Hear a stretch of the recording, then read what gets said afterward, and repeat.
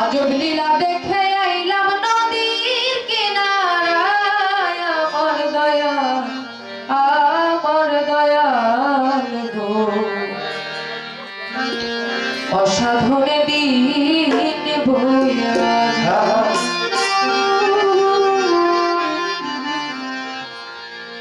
আমি আজব লীলা দেখে আইলাম আজব লীলা দেখে আইলাম নদীর কিনারায় আমার দয়াল গো অসাধনে দিনে বইয়া যায় আমার অসাধনে দিনে বইয়া যায় আমার দয়াল গো অসাধনে দিনে বইয়া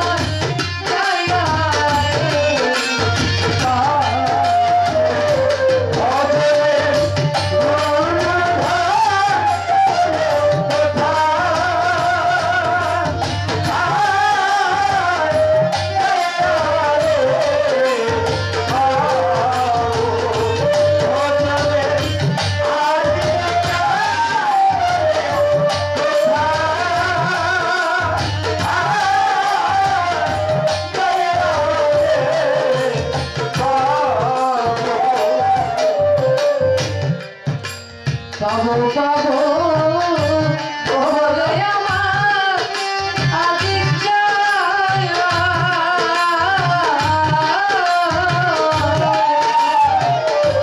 বাজান আমার এই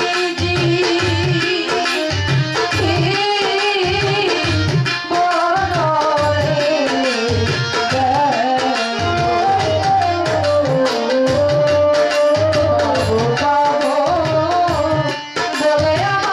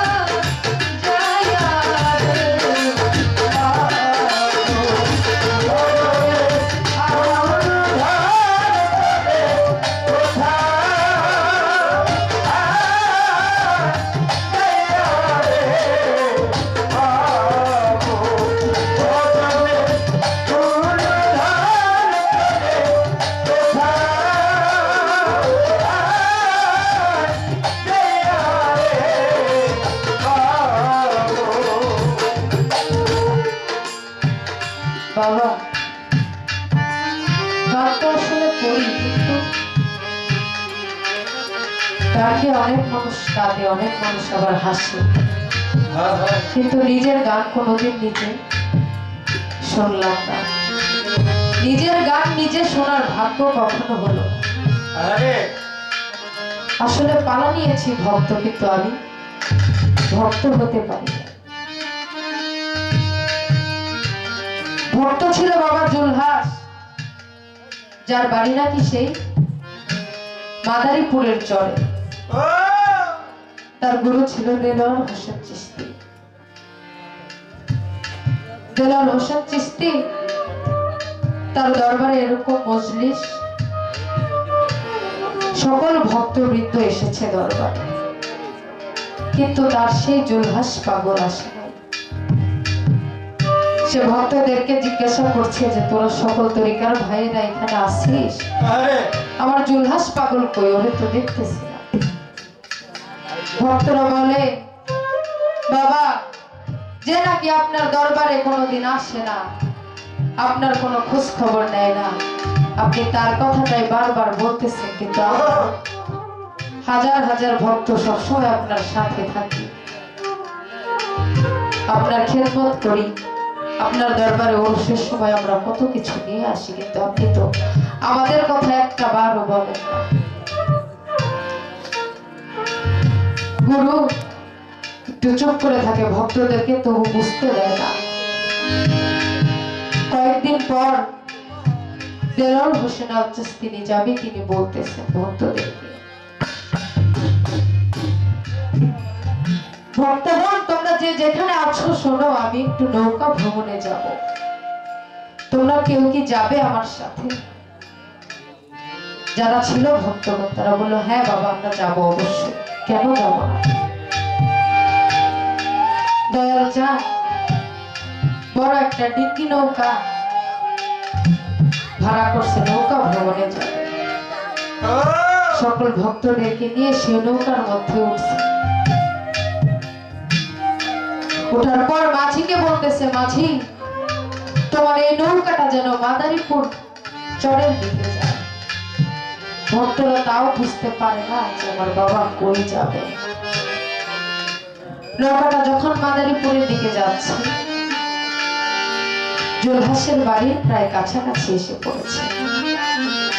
এমন সময় জুলহাস সেই বাড়ির থেকে দাঁড়িয়ে রাস্তার দিকে তাকিয়ে দেখে বিশাল ডিঙ্গি নৌকাটা ছোট্ট একটা নৌকার মতো দেখা যাচ্ছে। সে তার ঘরের রমণীকে বলে, ওকে শুনছো, আমার মনে হইতেছে আমার দেলোয়ার হোসেন চান বাবা এই রাস্তা দিয়ে হয়তো আসে। আমার কেমন জানি প্রাণটা ছটফট করতেছে, আমার বাবা মনে হয় এই রাস্তা দিয়ে আসে। তার স্ত্রী বলে, তুমি কি বলো এগুলো? আমার এই ভাঙা কুঠিরে বাবা কি আসবে? এটা সম্ভব? জুলহাস বলে, তুমি তো বুঝবা না, তুমি দেখো, কিন্তু আমার মনে বলতেছে যে আমার মুর্শিদ চান হয়তো আসতেছে। দয়াল বাড়ির কাছে যখন আসে, জুলহাস মুর্শিদের পায়ে ভক্তি দিয়ে পড়ে গেছে। সে কান্নায় গড়াগড়ি করে, দয়ালকে ভিতরে যাইতে বলে। বাড়ির দিকে যখন সে দেলোয়ার হোসেন চান যায়, বাবা জুলহাসকে বলে, কিরে জুলহাস, তোর বাড়িতে এত বড় একটা ঘর দিছস, ঘরটা মনে নতুন দিছস, ঘরটা কার? বাবা, যেদিন হতে আমার বলতে আমার দেহ মন প্রাণ জীবন যৌবন সমস্ত কিছু আমি আপনার চরণে সঁপে দিয়েছি, ওই দিন থেকে আমার বলতে যাহা কিছু আছে সমস্ত কিছুই আপনার। এই ঘরটা বাবার আমি আপনার জন্য দিছি। ভক্তদেরকে বলে, এই ঘরটা ভেঙে নিয়ে আমার নৌকার মধ্যে দিল। ভক্তরা তাই করলো। কিছু দূর হাঁটতে হাঁটতে দয়াল যায়, গিয়ে দেখে দুইটা গাভ। মুর্শিদ আবারও জুলহাসকে জিজ্ঞাসা করে, কিরে জুলহাস, তোর বাড়ির মধ্যে দুইটা গাভীও দেখা যায়, এই গাভী দুইটা কি তো? জুলহাস বলে, না বাবা, গাভী দুইটাও আমার। ভক্তদের বলে, ভক্তরা গাভী দুইটা নৌকার মধ্যে উঠায়। যখন নৌকার মধ্যে উঠায় দয়াল একটু পর সে রন্ধনশালার দিকে গিয়ে দেখে জুলহাসের স্ত্রী সেখানে রান্না করছে ও পাশে দুটো বাচ্চা, শিশু বাচ্চা খেলা করছে। জিজ্ঞাসা করে এত সুন্দর রমণীটা কার? আর এই বাচ্চা দুটো দেখা যাচ্ছে, বড় বাচ্চা দুটো। বাবা আমি তো বলছি আমার বলতে যাহা কিছু আছে সমস্ত কিছু যদি আপনার হয়ে থাকে তাহলে আমার এই বাড়ি ঘর, আমার এই দুইটা গাভী, আমার স্ত্রী সন্তান যাহা কিছু আছে সমস্ত কিছুই আপনার। তখন ভক্তদেরকে বলে এই বাচ্চা দুইটা এবং তার রমণীটাকে তোমরা নৌকার মধ্যে নিয়ে যাও। যখন নৌকার মধ্যে সবগুলো উঠিয়ে দিয়ে দেলার হোসেন চিস্তি আবার সে তার নিজ বাসভবনে চলে যায়। নৌকার মধ্যে উঠে নৌকাটা যখন ছাড়লো বাবা, জুলহাস দু চোখের পানি ফেলে কান্না করতেছে। পাশে থেকে ভক্তরা বলছে বাবা দেখছে আপনি জুলহাসের সবকিছু নিয়ে আসছেন, এজন্য জুলহাস মনে কান্না করতেছে। তাহলে মাঝিকে বলে মাঝি নৌকাটা আরেকবার ভিড়াও জুলহাসের বাড়ির কাছে। এসে দয়াল জুলহাসকে জিজ্ঞাসা করে জুলহাস তুমি কান্না করতেছো কেন? তোমার ঘর বাড়ি নিয়ে গেছি এজন্য? কয় না বাবা। তাহলে কান্না করতেছো কেন? তোমার স্ত্রী সন্তান এগুলো নিয়ে গেছি এজন্য? কয় না বাবা আমি এজন্য কান্না করি না। তাদের কান করছে। কয় বাবা আমি কান্না করি আপনার এত বড় নৌকার মধ্যে আমার এত বড় ঘর, দুইটা গাভী, আমার স্ত্রী সন্তান সমস্ত কিছুর জায়গা হয়েছে, কিন্তু আমি এতই অভাগা, আমি এতই পাপী ভক্ত আপনার এই নৌকার মধ্যে আমার জায়গাটা হইল না বাবা। বাবা আমি কি এমন অপরাধ করেছি যে আপনার ওই নৌকার মধ্যে আমার জায়গাটা হইল না?